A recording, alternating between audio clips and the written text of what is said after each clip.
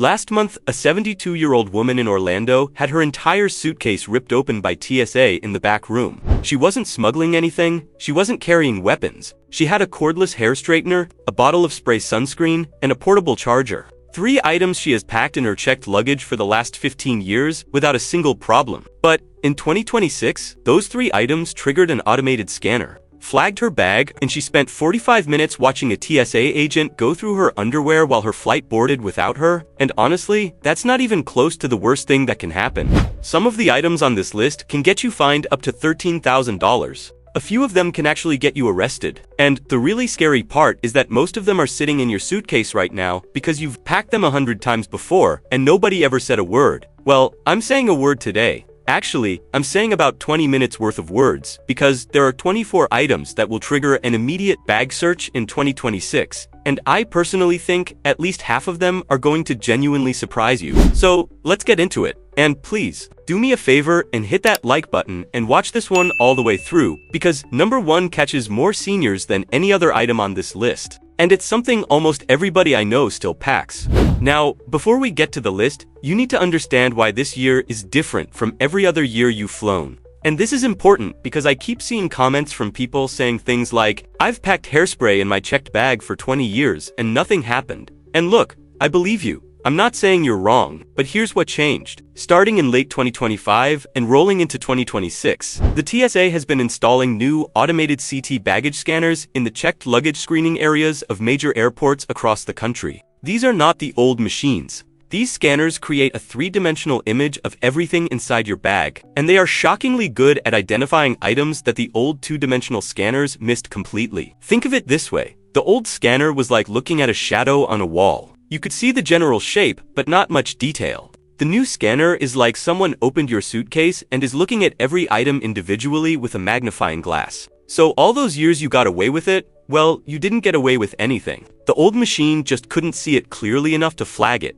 Those days are over. And I'll be honest with you, I actually think this is a good thing because some of the items on this list are legitimately dangerous in a cargo hold at 35,000 feet. The problem is that nobody told you they were dangerous, so let's fix that right now. Number 24, and this is the one that catches the most people off guard, aerosol toiletries. Now you're probably thinking, wait, I'm allowed to pack aerosol hairspray in my checked luggage? And you're right, you are. But here's the catch that nobody talks about. There is a total combined limit of 18 ounces per person for all aerosol toiletries in your checked bag. So when you pack a full-size can of hairspray, a travel deodorant spray, a bottle of spray sunscreen, and a little spray on dry shampoo, you've probably blown past that limit and you didn't even think about it because each bottle individually seems fine. But TSA doesn't look at each can individually. They look at the total. And here's the thing that really gets me. I've been flying for decades and I had no idea this rule existed until about a year ago. I always figured, it's toiletries. How dangerous can they be? Well, aerosols are basically tiny pressurized cans, and at altitude, in an unpressurized cargo hold, the pressure changes can cause them to leak, rupture, or in rare cases, burst. Pack enough of them together, and you've basically built a small fire hazard in your suitcase. The fix is simple. Stick with roll-on deodorant, liquid sunscreen, and non-aerosol alternatives. Honestly, they work just as well, and your suitcase won't smell like a salon exploded inside it. Number 23. Strike Anywhere matches. And I know what you're thinking. Who brings matches in their checked luggage? You'd be surprised. If you're a camper, a pipe smoker, or just someone who keeps a box of matches in your travel bag from that one time you went to a cabin 3 years ago, listen up. Safety matches, the kind you strike on the side of the box, are actually allowed in your checked luggage, 1 book per person. But Strike Anywhere matches are completely banned for both carry-on and checked with no exceptions. And here's why they're specifically dangerous. Strike Anywhere matches can ignite from friction. I'm not talking about striking them on the box. I mean the rough fabric of your suitcase lining, the zipper moving across them. Even the vibration of the bag on the conveyor belt can technically set these things off. Inside a pressurized cargo hold surrounded by everyone's flammable clothing and aerosols, that's a nightmare scenario, and the new scanners pick them up instantly. Number 22, bear spray. And before you scroll away thinking this doesn't apply to you, hear me out. If you've gone hiking, camping, or even just taken a trip to a national park in the last few years, there's a chance you have a canister of bear spray somewhere in a travel bag you haven't fully unpacked. I'm not judging. I've been guilty of the lazy unpack myself. You come home, you're tired, you throw the bag in the closet and tell yourself you'll deal with it later. And then 6 months later, you grab that same bag for your flight to visit the grandkids, and surprise, there's a full canister of bear spray in the side pocket. TSA does allow one small self-defense spray up to 4 ounces in checked luggage as long as it has a safety mechanism. But bear spray is typically 8 to 12 ounces and way more concentrated than regular pepper spray. If that thing goes off inside a cargo hold, it doesn't just affect your bag. It can incapacitate baggage handlers. It has literally shut down luggage areas at airports. The fine can be up to $13,000 per violation. So, do yourself a favor. Before you pack for your next trip, empty every pocket and compartment of your bag completely, turn it upside down, shake it, check the side pockets, check the hidden compartments. You never know what's lurking from your last adventure. And honestly, this is a good time to mention what I like to call suitcase archaeology. You know what I'm talking about. You open a bag you haven't used in 2 years, and it's like a time capsule. Old boarding passes, a granola bar from the Obama administration, 3 foreign coins you can't identify, and half a bottle of something that might be hand sanitizer or might be lighter fluid. Before every trip, do the dig, empty the whole bag, and check every pocket. It takes 5 minutes, and it might save you from a very uncomfortable conversation with a TSA agent who has absolutely no sense of humor about canister-shaped objects. Number 21. Lighter fluid and refills. This one is straightforward, but it trips people up. Any lighter fuel, butane refills, or lighter fluid is completely banned from both carry-on and checked luggage. I don't care if the bottle is sealed, half empty, or still in the original packaging. It cannot go in any bag that gets on a plane. If you're a Zippo person, like some of us old-school travelers, you can bring the lighter itself in your carry-on, but ship the fluid separately or buy it at your destination. Number 20. Paint, paint thinners, and turpentine. This mainly catches folks who are relocating, doing a project at a vacation property, or artists who travel with supplies. All flammable paints, thinners, and solvents are banned from checked luggage. No exceptions for small containers. No exceptions for it's almost empty. If it's flammable, it's not flying, and don't try to hide it between your sweaters. The new CT scanners identify liquid density, and these chemicals look very different from your shampoo on the scanner image. Number 19. Camp stove fuel canisters. Now this is the one that genuinely scares me because the consequences are severe. Even an empty camping fuel canister can get you in trouble, and I mean serious trouble. I'm talking potential criminal charges, not just confiscation. Here's why. The scanners can see residual fuel vapor inside a canister even if you think it's completely empty. And residual fuel vapor in a pressurized cargo hold is essentially a tiny bomb waiting for a pressure change. There have been actual incidents where a forgotten fuel canister caused a partial evacuation of a baggage screening area. If you camp and fly, just buy fuel at your destination. Number 18. And this is the big one that's catching the most seniors in 2026. Portable chargers and power banks in checked luggage. Let me be extremely clear about this because I think it's probably the most commonly violated rule on this entire list. Portable chargers, power banks, and any spare lithium-ion batteries cannot go in your checked luggage. They must go in your carry-on, no exceptions.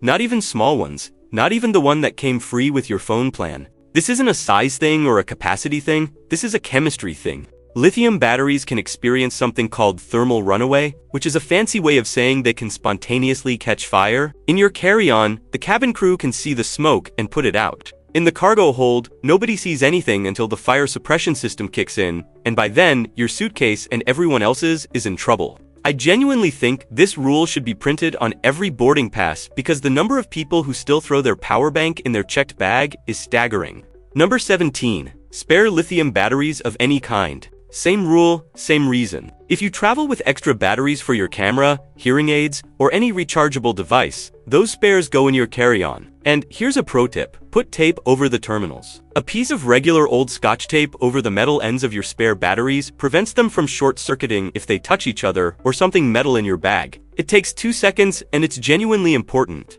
Number 16. E-cigarettes and vapes. I know this might not apply to everyone watching, but if your spouse, travel partner, or anyone you're packing for use is a vape device, this is critical. E-cigarettes and vapes are completely banned from checked luggage worldwide. They must be carried on. The lithium batteries in these devices are the exact kind most likely to experience thermal runaway. And multiple in-flight fires have been traced back to vapes packed in checked bags. And here's the international wrinkle. Some countries, including Thailand, Singapore, and several others, banned vapes entirely. You can't even bring them into the country. If you're caught with a vape in Thailand, you're looking at potential jail time, not a fine jail. So, if this applies to you or someone you're traveling with, please look up the rules for your specific destination before you fly. I want you to start thinking about your carry-on bag differently. Your carry-on is not your snack bag or your entertainment center. Your carry-on is your safe, anything with a battery, anything with a lithium cell. Anything electronic that could potentially cause a problem goes in the carry-on where humans can see it and deal with it. Checked luggage is the Wild West down there. Nobody's watching. Treat it accordingly. Number 15. Cordless hair straighteners and curling irons with built-in lithium batteries. This is the one that got that woman in Orlando that I mentioned at the beginning. Corded straighteners and curling irons are totally fine in checked luggage, no battery, no problem. But the cordless ones have a built-in lithium battery, and some of them are big lithium batteries. Same thermal runaway risk. Same rule. If it's cordless and rechargeable, it goes in your carry-on. And this trips up a lot of women who've been packing their straightener in their checked bag for years because it used to be corded. You upgraded to cordless, but your packing habit didn't upgrade with it. Check your hair tools before you fly. Number 14. Smart luggage with non-removable batteries. If you bought one of those fancy suitcases with a built-in charger, GPS tracking, and a digital lock, check if the battery is removable. If you can pop the battery out, remove it, put the battery in your carry-on, and check the bag with no issues. If the battery is permanently installed and you cannot remove it, the bag cannot be checked. Most airlines will refuse it at the counter, and here's the really frustrating part. Some of these bags cost $200 or even $300, and you'll find out it's not allowed when you're standing at the check-in desk with a line of people behind you and nowhere to put a suitcase you can't check. Before you buy smart luggage, check if the battery is removable. Non-removable battery luggage should come with a warning label the size of a billboard. Number 13. Hoverboards and electric scooters. Quick mention because I know some of you travel with electric scooters for mobility reasons. Hoverboards are banned entirely. No carry-on, and no checked bag. The batteries are too large and too unpredictable. Electric scooters and mobility scooters with lithium batteries have specific rules that vary by airline. You typically need to notify the airline in advance, and many have watt-hour limits. If you rely on an electric mobility device, call your airline at least 72 hours before your flight and get the exact requirements in writing. Don't rely on what someone at the gate tells you. Get it documented. Number 12. Compressed gas cylinders. This includes things like oxygen canisters you might have purchased for altitude sickness, whipped cream chargers, CO2 cartridges for bike tire inflation, or those little soda stream cylinders, all banned from checked luggage. The pressurized gas combined with altitude pressure changes creates an explosion risk. The one exception is medically necessary oxygen or air, but you need airline approval in advance, way in advance. Alright, we're halfway through the list, and I know this is a lot of information, so let me give you the single most useful piece of advice I can offer before we continue. If you're ever unsure about whether something is allowed in checked luggage, go to TSA.gov and use their What Can I Bring tool. You type in the item, and it tells you carry on, checked, or neither. Bookmark it right now, I'll put the link in the description. It takes 10 seconds, and it beats finding out the hard way at the airport. Number 11. Gel-type candles. This one genuinely surprised me when I first learned about it. If you're someone who likes to bring a nice candle as a gift when you visit family, and I know a lot of us do because showing up to your daughter's house empty-handed feels wrong, gel candles are banned from checked luggage. Regular wax candles are fine, but gel candles fall under the TSA gel and liquid restrictions and can be flagged in checked bags because the gel can look suspicious on a scanner. The new CT scanners are especially sensitive to gel densities because certain explosive compounds have similar density profiles. I'm not saying your lavender relaxation candle is going to get you tackled in baggage claim, but it might get your bag opened and searched, which means delays, missed connections, and a TSA agent handling your carefully packed items with the delicacy of a toddler eating spaghetti. Just bring a wax candle or ship it ahead. Number 10. Ammunition. Now, you can actually fly with ammunition in checked luggage. But the rules are so specific that getting it wrong triggers an immediate escalation. Ammunition must be in the original manufacturer's packaging or a container specifically designed for ammunition. It must be declared at check-in. It cannot be loaded into a firearm, and the quantity limits vary by airline. If you're a hunter or sport shooter, you probably already know this. But if you're someone who inherited your uncle's old travel bag and didn't realize there were a few loose rounds rattling around in the bottom, that's a federal offense waiting to happen. Back to suitcase archaeology, folks. Check every pocket. Number 9. Flares and signal devices. This mostly applies to boaters and anyone who's done water activities. If you have a marine flare kit, road flares, or any kind of signal device in a bag you might reuse for flying, get them out. Flares are incendiary devices, period. PRE treats them exactly like you'd expect them to treat incendiary devices. There is no "but it's for emergencies" exception on an airplane. Number 8. Pool chemicals, bleach, and chlorine products. If you're headed to a vacation rental and you're the type of person who likes to bring your own cleaning supplies because you don't trust the cleaning crew, first of all, I respect that energy. Second of all, you cannot bring pool chemicals, concentrated bleach, or chlorine-based products in checked luggage. These are oxidizers and corrosives, and they react badly with other materials, especially in the confined, pressurized space of a cargo hold. Buy cleaning supplies when you get there. I promise the local grocery store has bleach. Number 7. Spray paint is completely banned. Even small cans. Even touch-up paint for your car that you plan to bring to your son's house because he has that scratch on the bumper that's been bothering you since Thanksgiving. I know. I get it. You want to help. Ship it instead or buy it when you arrive. Spray paint is pressurized, flammable, and one of the fastest items to trigger the new scanners. Number 6. Insecticides and pesticides. Similar to aerosols, but these get their own category because they're chemically more aggressive. If you're traveling somewhere tropical and you want to bring your own bug spray, the aerosol version cannot go in checked luggage if it's over 18 ounces combined with your other aerosols. But the chemical-grade insecticides and pesticides, the stuff you use in your garden, are completely banned regardless of size. They're classified as toxic substances. And before you think, well, I'd never pack garden chemicals, think about that shed bag or that camping bag you might grab for a trip. What's in the side pocket, exactly? Number 5. Fireworks and sparklers. I cannot believe I have to say this, but every 4th of July season, TSA confiscates an absurd number of fireworks from checked luggage. Sparklers included. Buy no sparklers, seem harmless. They're festive, kids love them. But a sparkler burns at approximately 2000 degrees Fahrenheit, which is roughly the temperature at which steel starts to weaken. In a cargo hold full of luggage, a single sparkler igniting from friction or pressure could cause a catastrophic fire. No fireworks, no sparklers, no exceptions. Not even the little poppers. Nothing that combusts, sparks, or explodes in any way. You're probably starting to see the pattern here, right? Almost everything on this list falls into one of 3 categories. Things that burn, things that pressurize, and things that go boom. If the item in your suitcase falls into any of those 3 categories, even a little bit, check the TSA website before you pack it. It takes less time than it takes to microwave your oatmeal, and it could save you from missing your flight. Number 4. Torch lighters and plasma arc lighters. Remember earlier when I said a basic disposable lighter is allowed in your carry-on? Well, that's true, but torch lighters, the kind that produce a strong blue flame, and plasma arc lighters, the USB rechargeable ones that use an electric arc instead of flame, are banned from carry-on and checked luggage completely. Nowhere on the plane. The torch lighter produces a flame hot enough to cut through metal.